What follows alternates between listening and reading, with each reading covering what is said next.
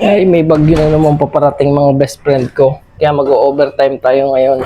Kung may plano kayong bumili ng dehydrator, Bago kayo bumili, be sure to message the seller. Dalawang bagay yung kailangan nating tanungin sa seller. Yung una is yung service warranty. Pangalawa is yung replacement warranty. Kasi masyadong marami talagang nagtatanong sa akin, nagko-comment, minsan nagpa-personal message regarding dun sa mga issue ng mga unit nila.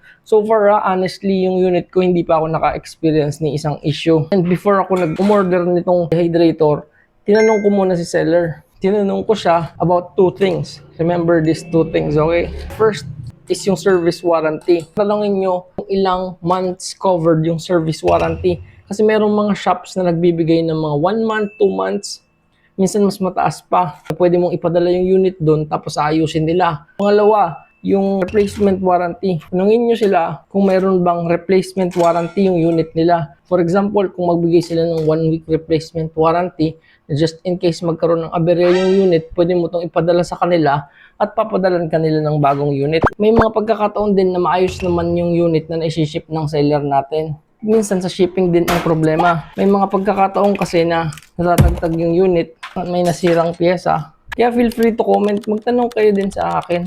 Tandaan nyo na karapatan natin yun bilang consumers. Maging wise consumer kayo. Tandaan nyo pala mga best friend ko.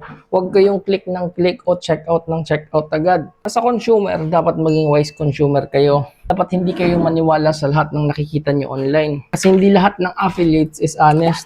Yung iba para makabenta lang magsisinungaling. Dapat maging wise consumer tayo. Lamang yung may alam. Kaya thank me later and follow for more.